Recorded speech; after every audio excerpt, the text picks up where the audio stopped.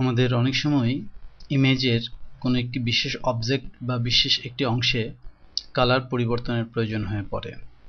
বিভিন্ন কারণে এই প্রয়োজন হতে পারে। ধরুন কোনো একটি স্কিমের সাথে কালার ম্যাচ করানোর জন্য, অথবা ডিজাইনে ব্যবহৃত টেক্সট বা অন্য কোনো ইমেজ অবজেক্টের সাথে কালার ম্যাচের জন্য, অথবা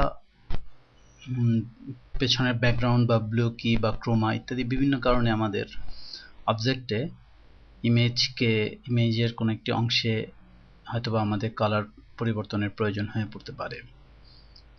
এবার আমরা সেই কালার পরিবর্তন করারই একটি টুলসের সাথে পরিচিত হব।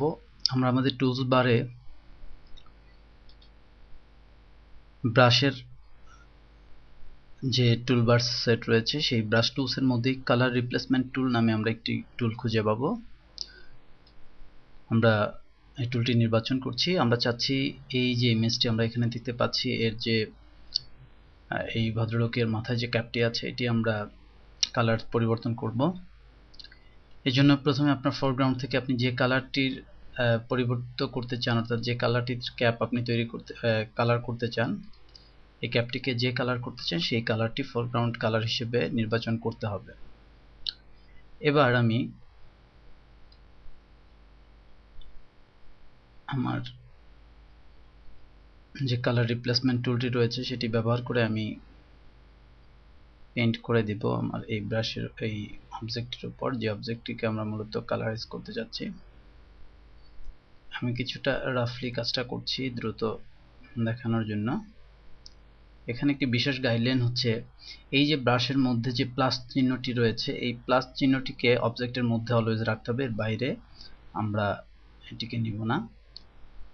লক্ষ্য করুন, এটি আমার যে ইমেজের যে হলুদ রঙের যে টুপিটি ছিল এটিকে রিপ্লেস করে লাল রঙের টুপিতে এটি পরিবর্তন করে দিয়েছে। এছাড়াও আমাদের এখানে আমাদের যে টলারেন্স আছে আমরা এটি বাড়িয়ে কমিয়ে আমি এর যে সিলেকশন টলারেন্স আছে সেটিকে আমরা নিয়ন্ত্রণ করতে পারি। একইভাবে আমরা যদি জ্যাকেটের এই অংশে হলুদ কালারটি পরিবর্তন করে অন্য কোনো কালার দিতে চাই, উদাহরণস্বরূপ আমরা ব্লু কালার এই কালারটি আমরা দিতে চাই, সেক্ষেত্রেও আমি এই কাজটি করতে পারি। লক্ষ্য করুন, আমি যখন এখানে আসছি তখন আমার এই যে হাতের মধ্যে কালারটি প্রয়োগ হচ্ছে। আমি প্রথমেই বলেছি যে আমার এই যে প্লাস চিহ্নটি এটিকে অবশ্যই আমার এই এরিয়ার বাইরে রাখতে হবে, এবং এই ব্রাশটিকে এমনভাবে আমরা ব্যবহার করব যেন এটি অন্য কোনো কালারের উপর রিপ্লেস না হয়।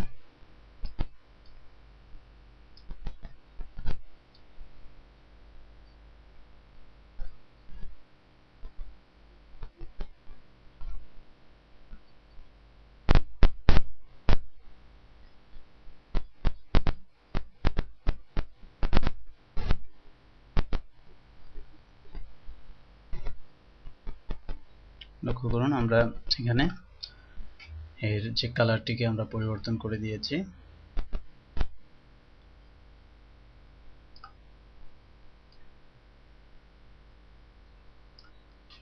এভাবে করে আমরা আমাদের ইমেজে এই কালার রিপ্লেসমেন্ট টুল ব্যবহার করে ইমেজের কোনো একটি বিশেষ অংশের বা পুরো ইমেজের যে কোনো একটি কালারকে আমরা রিপ্লেস করে আমাদের পছন্দের কোনো কালারকে আমরা সেখানে প্রতিস্থাপন করতে পারি।